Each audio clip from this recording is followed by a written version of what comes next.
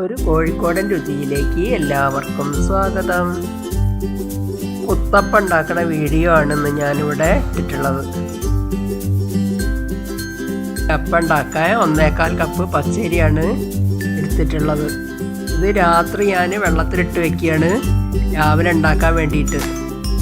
എന്നിട്ട് രാവിലെ എടുത്തതിന് ശേഷം കഴുകി വൃത്തിയാക്കി എടുത്തിട്ടുള്ള പച്ചരിയാണിത്. പച്ചരി എടുത്ത കപ്പിൽ 1/4 ഭാഗം ചോറ്, 1/4 ഭാഗം തേങ്ങ ചിരകിയത് ഇതും കൂടി ഈ അരിയിലേക്ക് ഇട്ട് കൊടുക്കണം. മൂന്നും കൂടി ഒന്ന് മിക്സാക്കിയതിന് ശേഷം മിക്സിൻ്റെ ജാറിലിട്ടിട്ട് അരച്ചെടുക്കണം. ഞാനിതൊരു 3 പ്രാവശ്യമായിട്ടാണ് അരച്ചെടുക്കുന്നത്. 4ാമത്തെ പ്രാവശ്യത്തത് അരച്ചെടുത്തിട്ടുണ്ട്. ഇതൊരു പാത്രത്തിലേക്ക് ഒഴിക്കുക. ഇതുപോലെ 2ാമതും 3ാമതും അരച്ചെടുക്കണം. 2ാമത്തെ അരിയും ജാറിലേക്ക് ഇട്ട് കൊടുക്കുന്നുണ്ട്. അത് അരച്ചെടുക്കണം. അരി അരയ്ക്കുന്ന സമയത്ത് കുറേശ്ശെ വെള്ളം ഒഴിച്ചിട്ട് വേണം അരച്ചെടുക്കാൻ. വല്ലാതെ വെള്ളമാവരുത്. ഈ ഒരു പാകത്തിലാണ് അരച്ചെടുക്കേണ്ടത്. അരി മുഴുവപ്പോൾ അരച്ചെടുത്ത് കഴിഞ്ഞിട്ടുണ്ട്. ഇനി പാകത്തിനുള്ള ഉപ്പിട്ട് കൊടുക്കുക. ഇതൊന്ന് ഇളക്കി യോജിപ്പിക്കുക. അപ്പോൾ അത് നല്ലൊരു തിക്കായിട്ടാണ് നിൽക്കുന്നത്. ഇനി അതിലേക്ക് ലേശം തിളച്ച വെള്ളം പെട്ടെന്ന് ഒഴിച്ചു കൊടുത്തിട്ട് പെട്ടെന്ന് തന്നെ ഇളക്കണം. തിളച്ച വെള്ളം ഒഴിച്ചെടുത്ത് പൊടി വെന്ത് കട്ടാനുള്ള സാധ്യത ഉണ്ട്.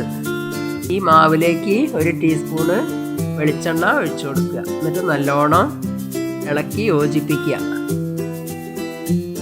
ഈ ഒരു പാകത്തിലാണ് ഈ മാവ് വേണ്ടത്. അധികം കട്ടിയാവാനും പറ്റില്ല, അധികം ലൂസാവാനും പറ്റില്ല. ആ ഒരു പാകത്തിൽ ഇങ്ങനത്തെ പത്തിരിച്ചട്ടി എന്ന് പറയും ഞങ്ങൾ. ഇങ്ങനത്തെ മൺചട്ടിയാണ് ഇനി അടുപ്പത്ത് വെക്കേണ്ടത്. അത് നല്ല ഫ്ലെയിമിലിട്ടിട്ട് തന്നെ വേണം ചൂടാക്കി എടുക്കാൻ. എന്നിട്ട് നല്ലോണം ചൂടായതിന് ശേഷം മാവ് കോരി ഒഴിച്ചതിന് ശേഷം സിമ്മിലാക്കിയിട്ട് മൂടിയെടുത്ത് അടച്ചു വെക്കുക. അപ്പത്തിൻ്റെ മേലെ നല്ലോണം കുത്തുകൾ വീണത് കണ്ടില്ലേ? അതാണിത് കുത്തപ്പം. ചില സ്ഥലങ്ങളിൽ ഇതിന് ഓട്ടടാന്നും പറയട്ടോ. ഈ അപ്പം ആയിട്ടുണ്ട്. അതുകൊണ്ട് എടുത്ത് മാറ്റുക. ഇനി ഈ പത്തിരിച്ചട്ടി നല്ലോണം ഒരു തുണി എടുത്തിട്ട് ഉടച്ചു കൊടുക്കുക. എന്നിട്ട് ഫ്ലെയിം നല്ലോണം കൂട്ടി വെക്കുക. അതിന് ശേഷമാണ് അടുത്ത മാവ് ഒഴിച്ചു കൊടുക്കേണ്ടത്. ആ മാവ് ഒഴിച്ചതിന് ശേഷം ആ കുത്തുകളൊന്നും ഇങ്ങനെ വീണ് വരുന്ന സമയത്ത് ഫ്ലെയിം കുറച്ച് കൊടുക്കുക. മൂടിയിട്ട് അടച്ചു വയ്ക്കുക. അപ്പത്തിൻ്റെ മേലെ നിറയെ കുത്തുകൾ വന്നതിന് ശേഷം നടുവിലുള്ള ആ ഭാഗമൊക്കെ നല്ലോണം വെന്തെന്ന് തോന്നിയതിന് ശേഷം മാത്രമാണ് ഈ അപ്പം ചട്ടിയിൽ നിന്ന് എടുക്കാൻ പറ്റുള്ളൂ. അപ്പോൾ ആയിട്ടുണ്ട്. ഇത് ചട്ടിയിൽ നിന്ന് ഇങ്ങോട്ട് എടുക്കുക. അതുപോലെ ബാക്കിയുള്ള മാവും ചുട്ടെടുക്കുക. ഈ അപ്പത്തിൻ്റെ കൂട്ടിൽ എന്തെങ്കിലും ഒരു വ്യത്യാസം വരികയാണെങ്കിൽ ഈ അപ്പത്തിന് കുത്ത് മേത വീഴില്ല, അപ്പിട്ട് നന്നാവില്ല.